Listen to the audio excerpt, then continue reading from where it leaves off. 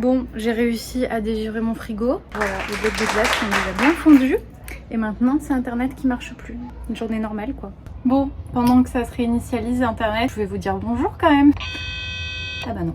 Avant de commencer cette vidéo, je voulais aussi remercier le Silmo qui est partenaire de cette vidéo, qui nous soutient. Ça fait toujours plaisir. N'hésitez pas à prendre vos réservations déjà et vos badges pour le Silmo. C'est du 23 au 26 septembre. Moi j'y serai, donc j'espère vous rencontrer. Et surtout, j'attends que vous me disiez quelle nouvelle marque vous avez découvert et quelle nouvelle marque vous allez rentrer dans votre magasin. Voilà, on va parler de ça juste après. Je pense qu'il faut que j'immortalise ce moment. Un tabouret, une chaise, par-dessus une cagette et par-dessus la chaufferette.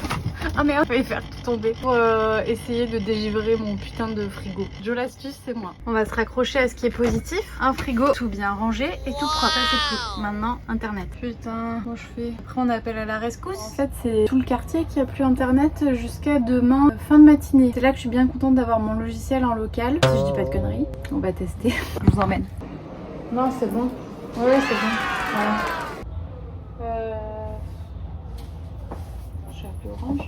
Bon, je vais quand même vous dire bonjour, hein. Je vais peut-être commencer par là dans ce vlog. Les vlog shop, c'est quoi? C'est des vidéos dans lesquelles je vous embarque avec moi dans mon quotidien d'opticienne et d'opticienne à son compte, comme vous avez vu avec les galères. Oh non! Et les bons moments aussi. Et aussi dans ce vlog, on va parler des achats de la rentrée parce que c'est vrai qu'une fois la haute saison passée, donc c'est-à-dire août, ben c'est là que je prévois mes achats pour globalement à peu près l'année. Je vous montrerai comment je fais. Donc en général pour la rentrée, je prépare mes achats, c'est-à-dire que je sais où je vais. Je n'aime pas voir un fournisseur et ne pas savoir combien de montures je vais commander et quel budget à peu près je vais allouer à cette commande. Parce qu'en fait c'est là que on déborde et qu'on commande toujours trop quoi. Finalement on se laisse emporter. À chaque fois je regarde par marque combien j'ai fait de vente et combien il m'en reste en stock pour justement prévoir les futurs achats et pas trop commander toujours. Ça permet aussi de se rendre compte des fois de certaines marques qui tournent pas aussi bien qu'on le pensait parce que c'est vrai qu'entre ce qu'on ressent au quotidien et quand on voit les chiffres, des fois on a des surprises je trouve.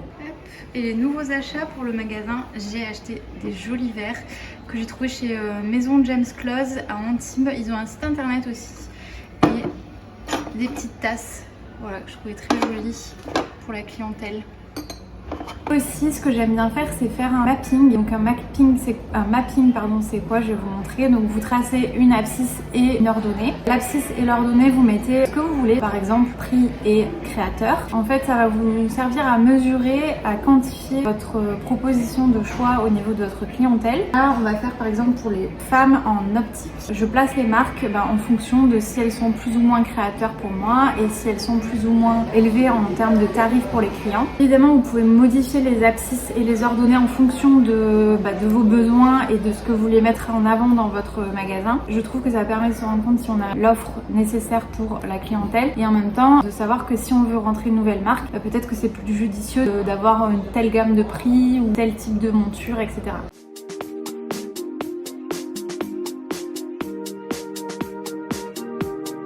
Lorsque je connais mes futurs achats sur l'année, et du coup j'essaye de prévoir les livraisons pour ne pas sortir trop de trésors au même moment, enfin voilà, d'essayer d'équilibrer un petit peu sur l'année et d'équilibrer aussi en fonction des offres des fournisseurs qui sont pour certains à certaines périodes. Bon, et évidemment si vous voulez diversifier votre offre au maximum pour vos clients, le mieux c'est d'aller au Silmo puisque c'est là qu'on retrouve tellement de propositions de marques différentes et il y a tout ce qu'il faut là-bas. On n'a même pas le temps de tout voir tellement il y en a. Si vous avez envie de rentrer des nouvelles collections, c'est encore le mieux. Allez-y avec votre petit mapping, comme ça vous savez quel type de produit vous avez besoin au niveau de tarifs et au niveau de la typologie de clients. Les amis, on se retrouve pendant ma pause goûter. Cette part de moelleux au chocolat est énorme, mais elle est très méritée, je vous assure. Je voulais juste clôturer ce vlog, j'espère que ça vous aura plu.